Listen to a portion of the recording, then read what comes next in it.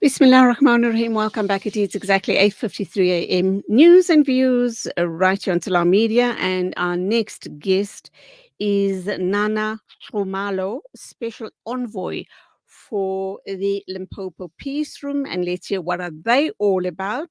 A very interesting initiative. And let's find out just how successful and how supported, well supported this initiative has actually been. A very good morning to you, Nana. Welcome to the program. Good morning, ma'am. How are you? I'm good, thank you. Just caught up in election fever. What else can I say? How's it Yeah, going on your also. side? We are also. I was just jumping from another interview, getting to this one. Morning. No, our mechanism is called Women Election um, Mechanism for Peace. Now we have trained over 300 monitors throughout the country, and most of them are women. The reason for that is that we would like to build an infrastructure of peace and stability around the country. We know that from time to time, we actually have these offshoots, of violence, of disagreements in communities that sometimes escalate unnecessarily if they are not properly managed at grassroots level. And that is why the peace monitors, particularly because I'm here in Limpopo right now, are all over the place. They are able to pick up incidents and post them on a portal we call Popola, where we are able to know. It's like an early warning system. You are able to pick up what is actually happening and report it, so that in the process of all of that, you are able to call the powers that be, like your SAPS right now, like your IEC people, just warn them that there's something happening before it get out of line.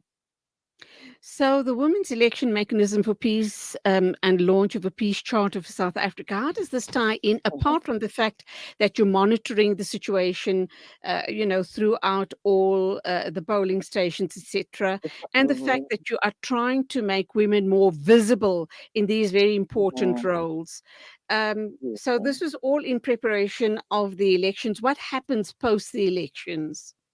Post the elections, thank you for asking the questions. Post the elections, what will be important is for us not to lose the momentum that we actually have. Because as I've already said before, with our democratic rights, everyone feels like they want to be heard, they want to be part of the community in one way or the other. And sometimes we are not able to express that in a way that is conducive, to peace. So what is important is that we have to pick up these bubbles early in communities. That is why women are community based. They report from where they are located.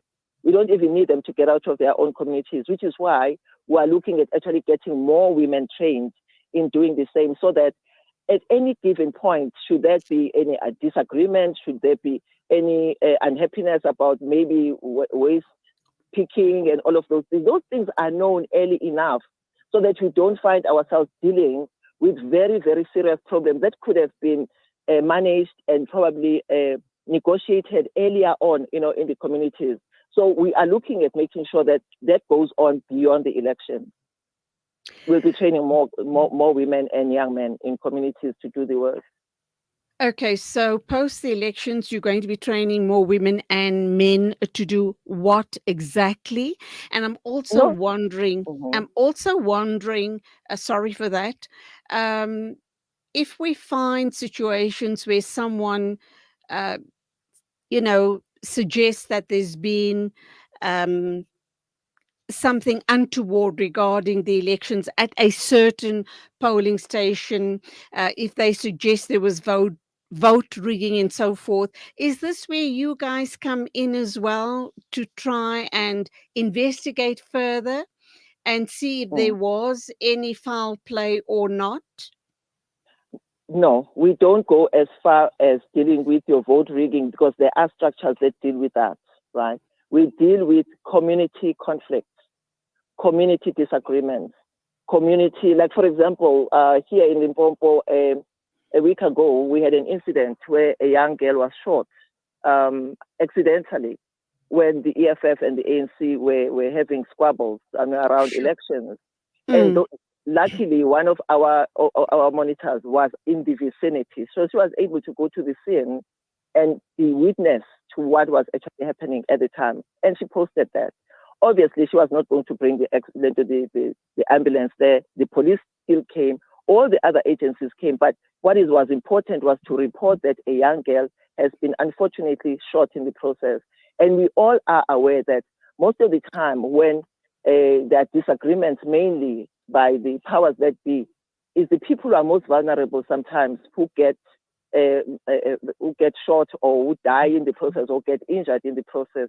So it's important for us to actually understand that we have to protect everyone in our communities, children, women, elderly, and everyone.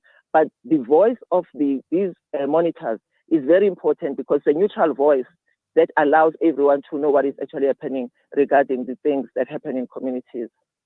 And we do know that emotions run very, very high, very especially election time, whether it's local, provincial, and this time around, we do know that it's a very important election year.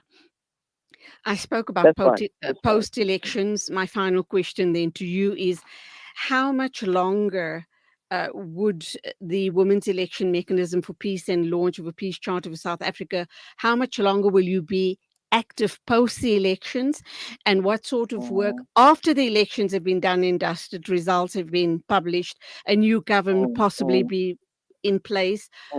How will your focus change? What is your focus going to then be like? Because you spoke about training up more young women and men. So what will that focus be?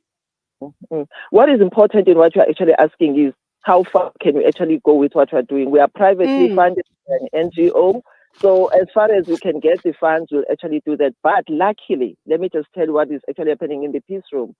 We are visited by people like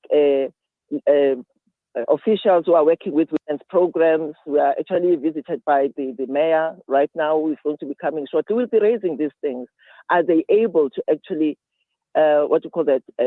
take this program as part of their, projects that they can actually assist us with to actually take the initiative forward. So we'll find ways, hopefully, with the new government to negotiate our spaces in there to see if we can work together to achieve the same goal of making sure that there's peace in the country. Nana Nxumalo, Special Envoy for Limpopo Peace Room, thank you indeed for the amazing initiatives, the amazing work you guys are doing. And we do hope that you guys are going to be around for a long, long time. And the new government actually embraces your organization and gets you active in civil society. Thank you for your input. God bless. We thank you forward. Thank you so much for taking things forward for us. It is exactly 1 after 9 o'clock, and that, of course, means it's the news bulletin on the top of the hour with our correspondent. That is, of course, Zai Jadwit.